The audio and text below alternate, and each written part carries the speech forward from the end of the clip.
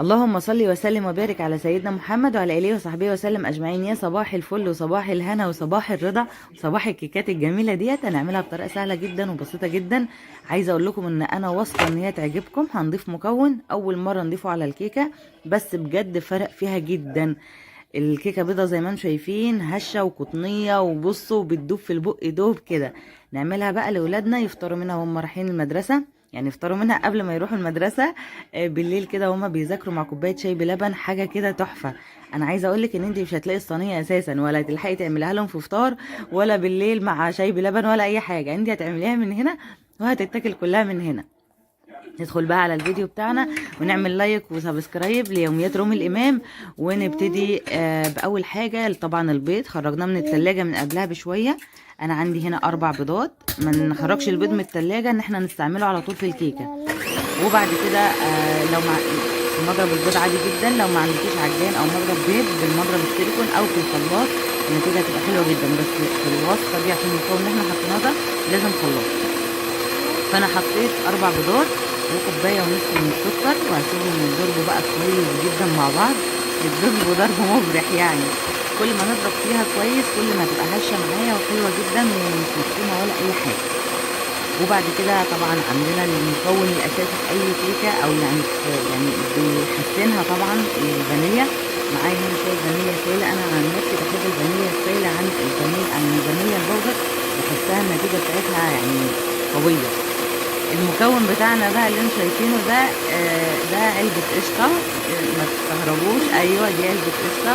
بتتجاب من السوبر ماركت عادي جدا. العلبة دي ب5 جنيه. انا جبتها وضفتها، عايزة اقول لكم تحفة بجد يعني. فارقة جدا في طعم الكيكة، اللي هي القشطة الجاهزة العادية خالص. القشطة البلدي يعني هتبقى تقيلة سنة، انما القشطة دي عامة هي خفيفة شوية، النتيجة بتاعتها حلوة جدا. وعندي هنا معلقه كده، معلقه من من الخل. انا اتلخبطت يا ليه ليه انا بشرح لكم معايا يا جماعه. عندي معلقه خل وكوبايه الا حاجه بسيطه كده زبده على زيت.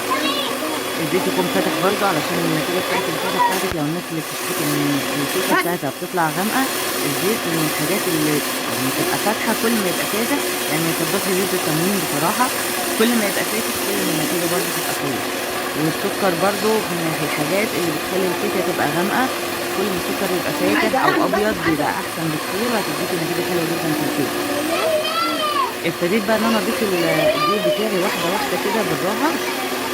فانا حطيت اول كوبايه وبنخلها. طبعا يفضل ان احنا ننخله علشان خاطر يبقى فيه هواء وفيه فراغات، فالكيكه بتاعتنا هتطلع هشه وحلوه.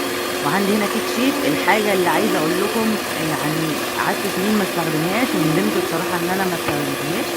كيك شيف حلو جدا، الناس اللي بتشتكي منه بجد لا هو تحفه.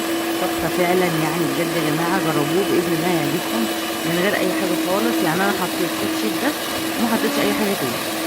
وبرده بقيت وحطيت بقيت الدقيق برده واحده واحده كده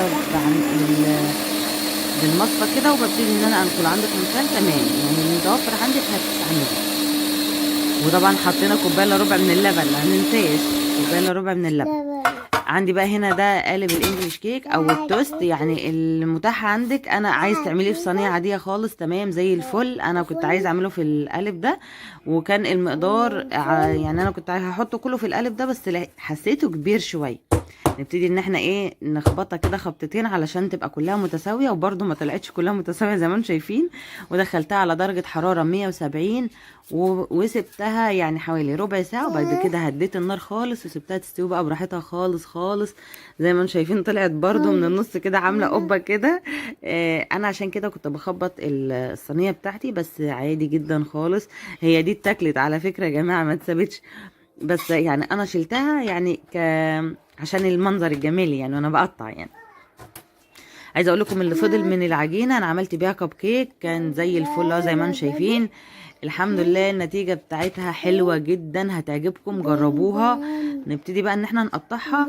التقطيع ده انتي وذوقك. لو طبعا في صينيه مدوره هتقطعيها مربعات او ممكن تعمليها زي سمبوكسات. في الانجليش كيك برضو هتقطعيها كده هتبقى حلوه جدا وزي الفل.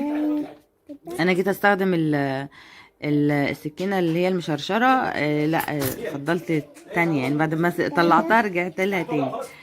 دقتها طبعا تحفه. عايزه اقول لكم ان انا جوزي اول مره يطلب مني يعني مش يعني يطلب تاني. هو من النوع اللي بياكل الكيكه مثلا قطعه او اتنين وخلاص، لان هو مش ملوش في الحلويات قوي.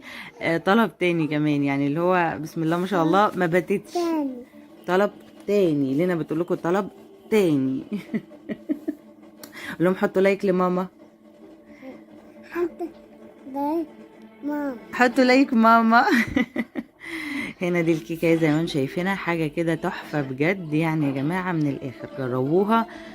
طريقه سهله جدا وبسيطه زي ما قلت لكم نعملها. الولاد يفطروا منها وهم رايحين المدرسه، بالليل وهم بيذاكروا رجعوا من المدرسه جعانين بجد يعني من الاخر.